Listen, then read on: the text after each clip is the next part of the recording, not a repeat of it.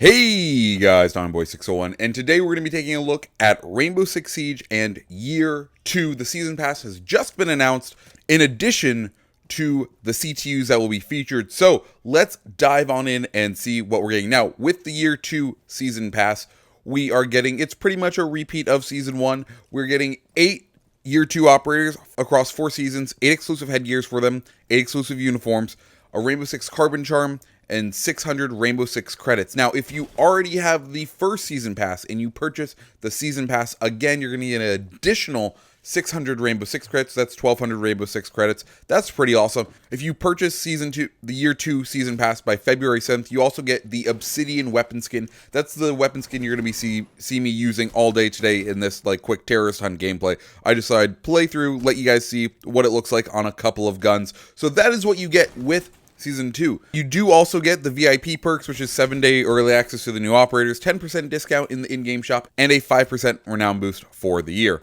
In addition to this little piece of information about Year 2, we also got the information about what CTUs will be featured in Year 2. Now, we got this from this tweet right here. It's from a Chinese Ubisoft account, and if you don't speak Chinese, let us translate it. It translates to Rainbow Six Siege. The second year season ticket will be officially launched on December 1st. The second year's game content will be more the pursuit of rich game team experience, especially the 4 new anti-terrorism teams to join. These teams will be from Spain, Hong Kong, Israel, and South Korea, so stay tuned. And of course, this is some really big news. To be told what CTUs are coming is really great because it lets us speculate and guess and kind of imagine what the next year is going to be. Now, I do have to say I am slightly disappointed. I was hoping that the Polish Grom were going to be in this just because, well, we could use a little bit more of Eastern European in this game. We only have Russia, and I kind of miss them. I want some more Eastern European, but these will do. So the first CTU, Spain, the CTU that will be featured is the Grupo Especial de Operaciones, or the Special Operations Group, commonly known as GEOs. They are a special operations force of the National Police Corps. CTU has response capabilities and is responsible for VIP protection duties as well as countering and responding to terrorism. They were organized along the lines of many special counterterrorism units throughout Europe. The GEO is focused on dealing with terrorist attacks, including aircraft hijackings, as well as maritime threats and hostage taking.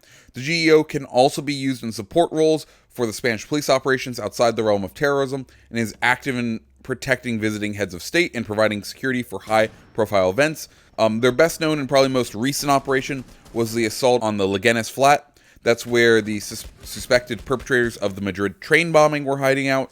Their weapons that they use and what would probably be featured in this game, the SIG 551 or the G3, both are good weapons, and we haven't really seen them featured, so it would be nice to see. Now, they do use MP5s and FNP90s as their submachine guns, so who knows, they may start reissuing weapons because there are only so many weapons out there in the world. It may be okay for them to overlap. They are also known for their use of electroshock weapons, so we could probably see a really cool electricity gadget coming from them. Who knows? Moving on to Hong Kong. First off, they are called the Special Duties Unit, and their patch looks pretty much just like smoke. I'll put it up. It looks like smoke. Anyways, the Special Duties Unit is an elite paramilitary tactical unit of the Hong Kong Police Force. They're established in July of 1974, and it is a subdivision of the Police Tactical Unit, the PTU. From its establishment, it has been positioned as a special force, adopting equivalent training and daily operation. Its primary functions include counterterrorism, hostage rescue, and dealing with crimes which are considered too dangerous for regular police to handle. The unit was formerly trained by the British SAS before being handed over to Hong Kong and China. Now, their common weapons, which I would probably expect to see, are either the SAR-21, which is a bullpup rifle, or a full-length G36. We have not seen the full-length version of that weapon, so it would be nice to see. As far as submachine guns go, they are also MP5, though I would love to see maybe a Chinese-made SMG like the QCW-05. That would be a great weapon. It would kind of play out like the P90 because it does have a 50-round magazine, and that would be a cool addition to the game. Moving on to South Korea, the CTU, I would guess, would be the 707th Special Mission Battalion. They were formed after the Munich Massacre because, of course, the next Olympic Games was going to be happening in South Korea, so they kind of wanted to prevent something like that from happening again. The 707th has been called on by South Korea government to prioritize potential counterterrorism operations against any potential threats to South Korea. The unit is South Korea's primary counterterrorism and quick reaction force. The unit soldiers are tasked with conducting urban counterterrorism missions and constitute the Army's quick reaction force for emergencies. The battalion's nickname is the White Tigers. It is also something to note that this unit is known for having female operators, though we haven't really seen Ubisoft stick to that because pretty much every single DLC has had female operators, but this unit is actually known for having them. As far as weapons that they use, we could probably see, I would guess, the Daewoo Telecom K7 as a potential submachine gun for them. It's kind of like an MP5, but it's a South Korean version of it. I think a shotgun that would be great for them is the Keltec KSG. It looks unique and it looks good. And as far as an assault rifle goes, the Scar L. Of course, we have the Scar H with Blackbeard, but the Scar L. His weapon and his ability are tied into one, is he could have the S&T Daewoo K11. Now, it is an assault rifle and a airburst 20mm grenade launcher combined together into one weapon. And I would like to see this in this game. If they chose South Korea just to put this gadget in, I'm happy. I'm satisfied. I would be so happy because this thing looks amazing. And who knows, it could be a lot of fun just to use. Finally, moving on to the one CTU I've been hoping and praying for is Israel. I love Israel. Specifically, I love their weapons, the Tavor. So, first off, the CTU I think they're going to use is probably Saret Maktal. They're a special forces unit of the IDF. First and foremost, they are known for field intelligence gathering and conducting deep reconnaissance behind enemy lines to obtain strategic information. Saret Maktal is also tasked with counterterrorism and hostage rescue. The unit is modeled after the SAS. And they even took their motto, "Who dares win?" The unit is equivalent to our Delta Force or the UK's SAS. This CTU is known for their raids, and I think it would be great to have them in. Now, as far as weapons go, the attacking operator needs to have a Tavor. It just needs to have a Tavor. There's no question about it. They need to have a Tavor, and that's all I want. I just want the Tavor because it is my favorite gun, and I just want it in the game. Now, the defending operator. They will most likely have a full-scale Uzi. We had like a micro Uzi or a mini Uzi with the latest DLC. However, I think a full-size Uzi would be a great submachine gun. If not, I'd be okay with the tiny Tavor. I think it's the X95 or it's like the micro Tavor. Basically, they have a Tavor that's really tiny, and I would love to see that too because I'm a big fan of the Tavor.